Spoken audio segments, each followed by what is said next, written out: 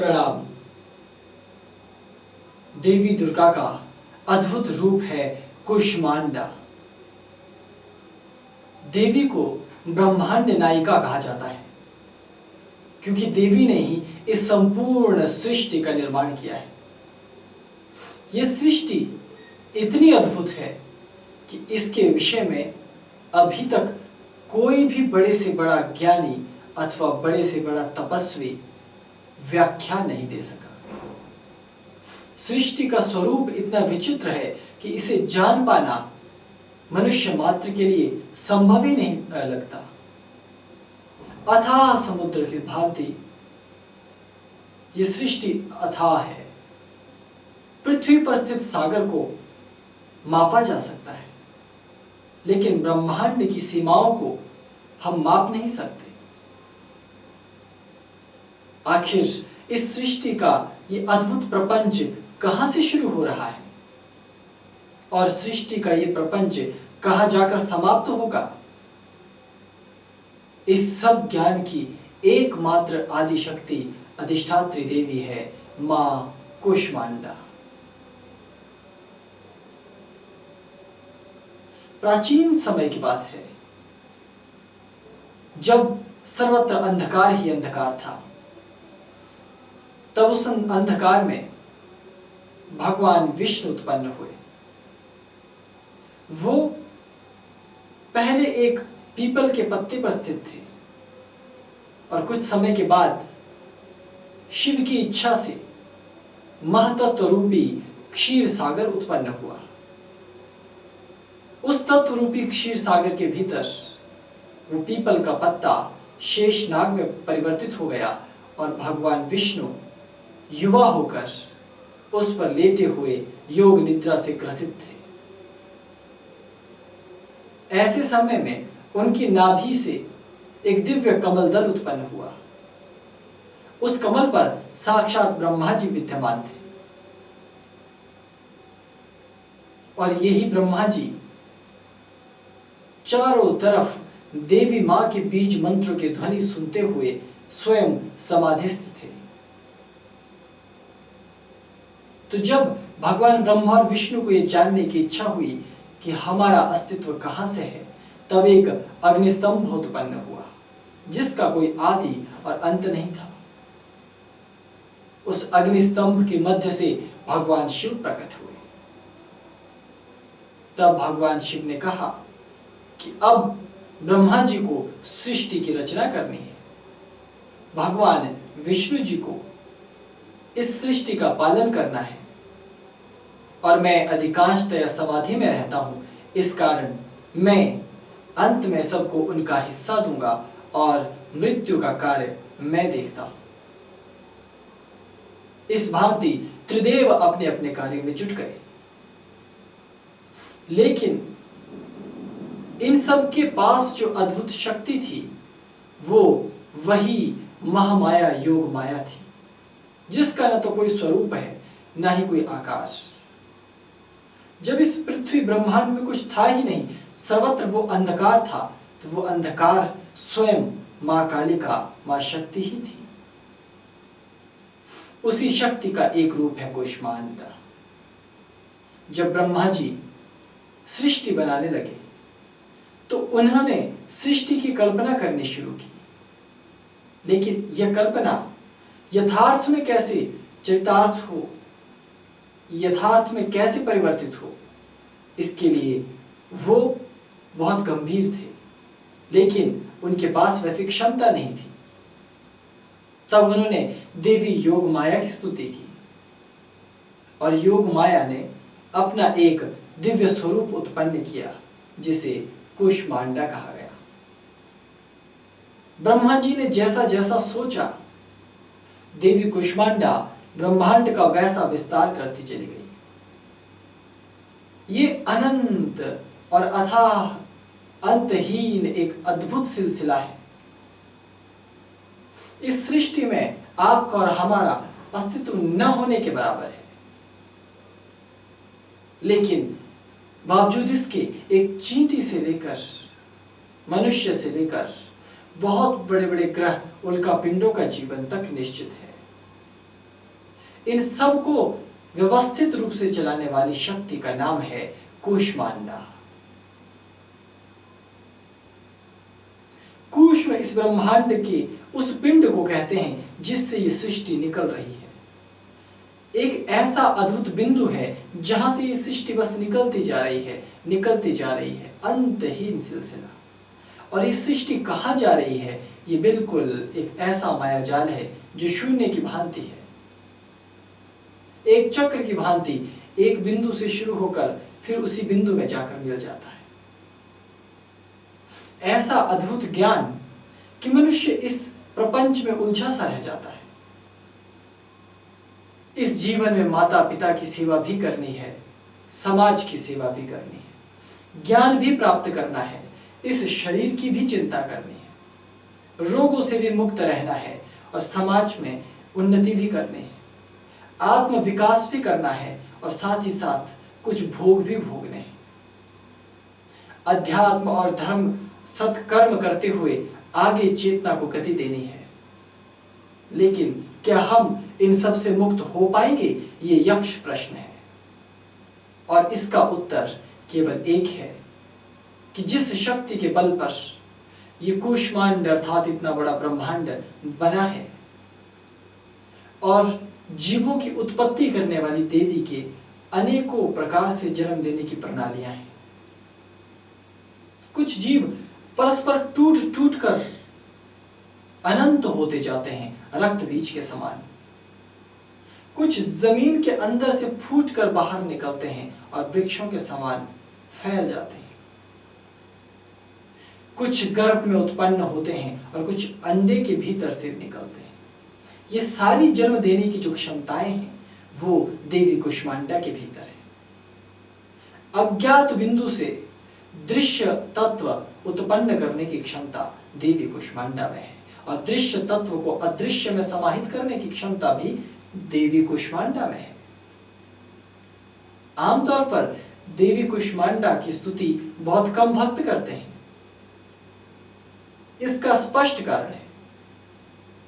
वो कारण यह है कि आम व्यक्ति इतना विस्तृत नहीं सोचता, ना ही इतनी विस्तृत सोच रखता है।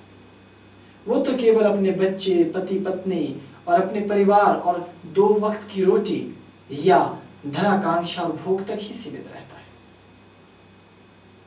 और इस मायाजाल में पड़कर ये भूल जाता है कि ये हड्डी, रक्त, मज्जा, मांस, ये बाल, ये दांत, ये नाखून, ये सब नष्ट प्राय हैं, नष्ट हो रहे हैं क्षण क्षण और अंततः नश्वर शरीर खत्म हो जाएगा।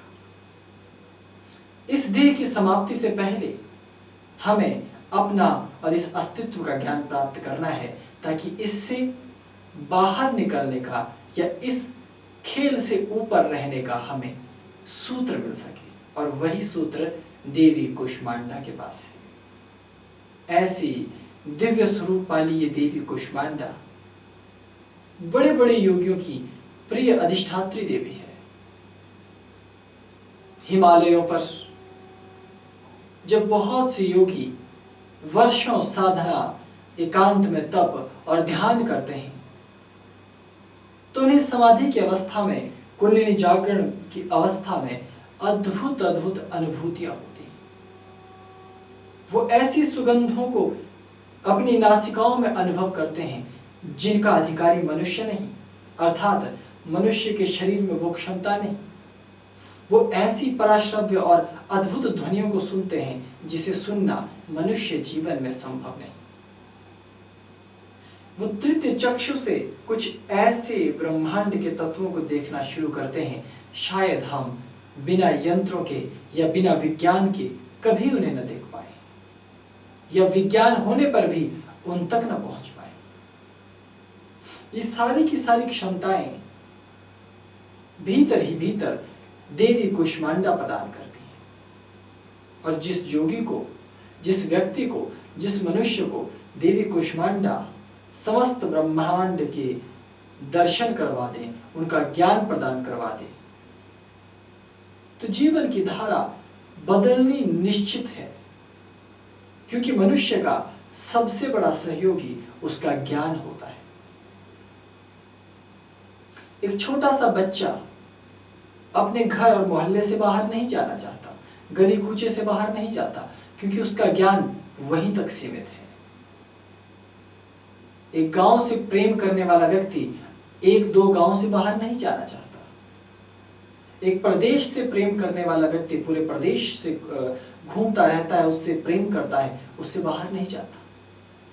एक राष्ट्र स्तरीय व्यक्ति संपूर्ण राष्ट्र के कोने कोने में जाता है, लेकिन देश छोड़ने के नाम पर कांपने लगता है। सीमाएं हैं, जितना मस्तिष्क, जितनी सोच, हम केवल उतने दायरे या परिधि में सीमित रहते हैं। और यदि इसे तोड़कर अनंत तक की संभावनाओं को अपने भीतर लाना है, तो कुष्मांडा देवी को आत्मसात करना होगा, उन्हें पी जाना होगा जल की तरह, उनमें समाहित हो जाना होगा हमें। और बड़ी अद्भुत बात है कि ऐसी अद्भुत देवी की साधना बहुत कम साधक कर पाते हैं। अपने गुरु के सानिध्य में ऐसी देवी की साधना कर इस जीवन के कष्टों से तुरंत मुक्ति पाई जा सकती है। इस जीवन से परम मुक्ति की ओर की यात्रा में हमारी केवल देवी कुष्मांडा ही सहायिका है। तो इस ब्रह्मांड की उत्पत्ति करने वाली देवी की जय जयकार करते हुए हम उनकी साधना की बात करते हैं। यदि आप देवी कुष्मांडा की कर्मकांड प्रधान साधना करना चाहें, तो आप जमीन पर, भूमि पर एक लकड़ी का तख्ता बिछाकर उस पर एक वस्त्र बिछाकर देवी माँ की प्रतिमा अथवा चित्र स्थापित करें। पंचोपचार पूजन, षोडशोपचार पूजन, ये जितना आपका हृदय करता है, उतनी सामग्रियां, धूप, दीप, अक्षत, पुष्प, प्रसाद, नैवेद्य, फल, वस्त्र, अलंकार, आभूषण, जो भी आप प्रदान करना चाहते हैं, पात्रों में निकालकर अपने सामने रखते हैं। देवी माँ को नारियल अवश्य चढ़ाएं। अगर प्रथम दिन ही आपने कलश स्थापन किया है, तो केवल कलश का पूजन करें।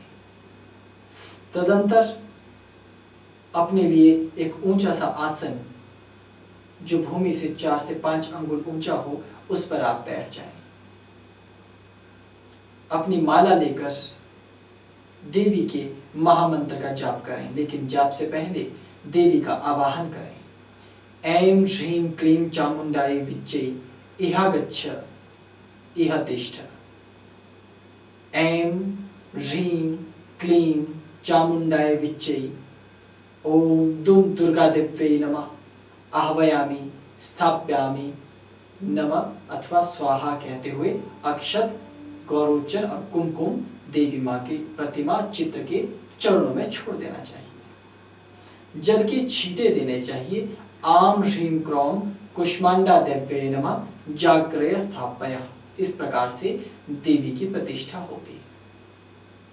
फिर देवी का मूल मंत्र है ओम जूम ह्रीं ऐं कुष्मांडा देव्यै नमः। ओम जूम ह्रीं ऐं कुष्मांडा देव्यै नमः। इसी मंत्र के साथ फल, धूप, दीप इत्यादि देवी को अर्पित करें। जैसे वस्त्र है, वस्त्र हाथों में ले लें, मंत्र पढ़ें ओम जूम ह्रीं ऐं कुष्मांडा देव्यै नमः वस्त्रम समर्पयामि, और वो वस्त्र देवी को चढ़ा दें। तदंतर गंगा जल आचमनी में लेकर मंत्र पढ़ें ओम जूम ह्रीं ऐं कुष्मांडा देव्यै नमः गंगा जलम समर्पयामि, और गंगा जल देवी माँ को चढ़ा दें। अपने हाथ में नारियल लें और फिर मंत्र पढ़ें ओम जूम ह्रीं ऐं कुष्मांडा देव्यै नमः नारिकेलम समर्पयामि, और नारियल देवी माँ को चढ़ा दें। धूप और दीप को भी इसी प्रकार ओम जूम ह्रीं ऐं कुष्मांडा देव्यै नमः धूपम दीपम आध्याप्यामि। इस प्रकार से आप धूप और दीप भी देवी माँ को प्रस्तुत कर सकते हैं। और फिर अपनी माला हृदय के पास रखकर इच्छित संख्या में देवी के मंत्र का जाप करें। ओम जूम ह्रीं ऐं कुष्मांडा देव्यै नमः। ओम जूम ह्रीं ऐं कुष्मांडा देव्यै नमः। इस प्रकार आप कर्मकांड प्रधान पूजा संपन्न कर सकते हैं। और यदि आप संध्या के समय या प्रभात के समय मंत्रोपचार के बाद, मंत्रोपासना के बाद यज्ञ करना चाहें, तो यज्ञ कुंड में ओम अम अग्ने नमः ऊर्ध्वमुखी भव चैतन्य भव कहते हुए अग्नि प्रज्वलित करें। गायत्री मंत्र पढ़ते हुए उसमें प्रथम घृत की आहुति डालें। तदंतर यज्ञ सामग्री जो बना रखी है उसे विशेषतया शुद्ध आचार और व्यवहार के साथ झुककर श्रद्धापूर्वक आहुति दें। मंत्र ओम जूम ह्रीम ऐं कुष्मांडा दिव्यै स्वाहा। ओम जूम ह्रीम ऐं कुष्मांडा दिव्यै स्वाहा। ओम जूम ह्रीम ऐं कुष्मांडा दिव्यै स्वाहा। इस प्रकार से आप यज्ञ की आहुतियां अर्पित कर सकते हैं। और जब यज्ञ इत्यादि संपन्न हो जाए तो देवी से क्षमा प्रार्थना, आरती और पूजन के बाद विसर्जन अवश्य करें। यदि आप कर्मकांड नहीं कर सकते, आपके पास सामग्री और इस तरह का वातावरण नहीं है, तो आप ध्यान करते हुए भगवती का पूजन और मनन करें। भूमि पर आसन बिछाकर सुखासन के रूप में बैठ जाएं, ज्ञान मुद्रा लेकर बैठ जाएं अथवा सिद्धासन के रूप में बैठ जाएं।